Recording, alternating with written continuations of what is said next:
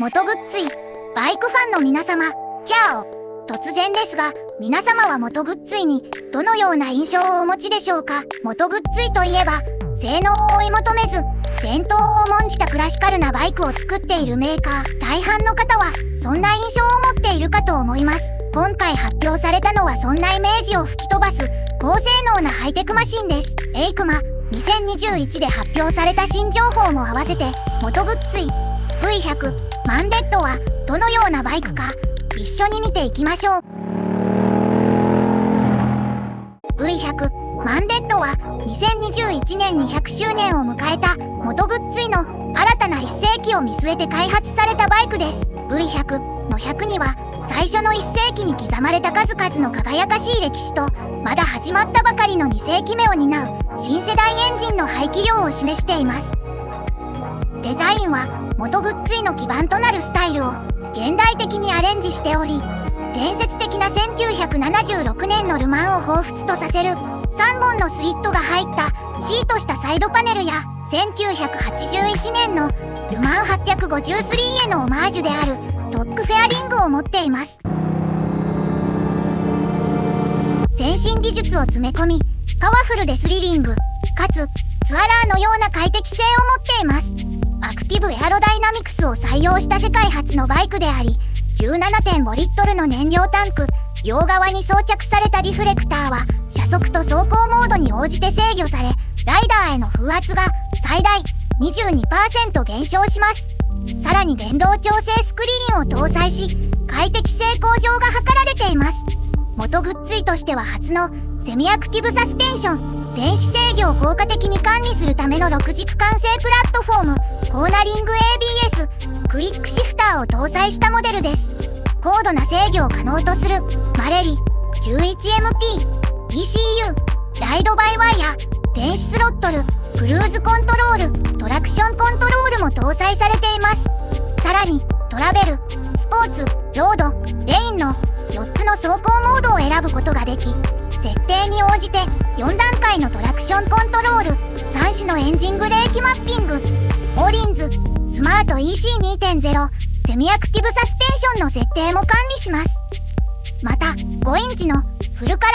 ー TFT スクリーン、TRL を備えたフル LED ライト、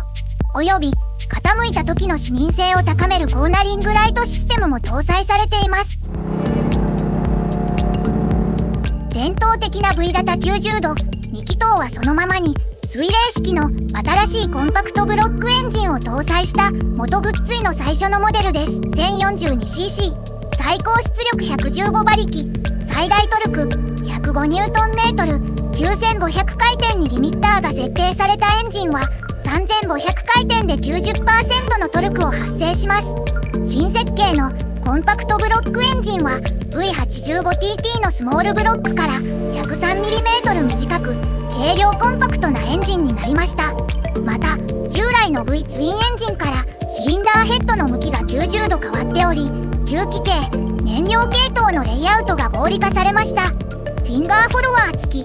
DOHC、1 シリンダーあたり4バルブでチェーン駆動されます。ウェットサンク潤滑システム、油圧制御の四式クラッチを採用しており、6速トランスミッションが搭載されています。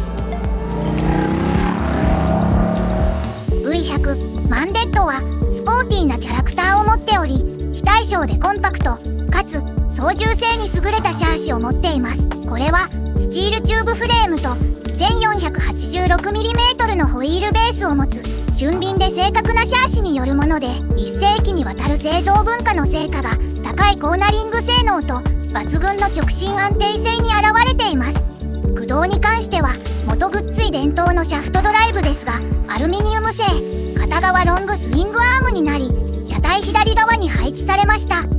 ドライブ機構の出力位置が従来よりも低くなったことで、スイングアームのリンケージが不要となり、トルクリアクションの軽減につながりました。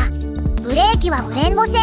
フロントはラジアルマウントキャリパー、ダブルディスク、リアはシングルディスクブレーキが採用されています。タイヤサイズは前後ともに17インチです。アルミ製ハンドルバーはスポーツ走行時にコントロール性を高め、ツーリング時にリラックスしたポジションを取れるように設計されています。アクティブとリラックス、自由自在にライディングポジションの取れる広々としたシートが特徴的です。パッセンジャーにも配慮されたゆったりとした広いシートとハンディグリップが快適でリラックスできる姿勢を実現しています。その他にもクリックヒーター、元グッズイン、MIA、マルチメディアプラットフォームが備わっており、音声アシスタント、電話、音楽をハンドルバーコントロールで管理できるシステムや GPS 機能が利用できます。またスマートフォンを Bluetooth 経由で連動することができます。 V100 マンデッドは2つのバリエーション展開が予定されています。今回ご紹介した上級バージョンの他に赤い通常バージョンがあります。通常バージョンは電子制御のオーリンズサスペンションが省かれているほか、クイックシフター、クリックヒーター、元グッズイ MIA が装備されないとのことです。それを聞くと赤いバージョンが欲しい方はがっかりするかもしれませんが、おそらく高価になるであろう V100 マンデッドにとって良い選択肢の一つになりそうです。日本への導入は2023年が予定されており、個人的にはとても気になるバイクです。今後も V100 マンデッドの情報が出てきたら動画にまとめて配信したいと思います。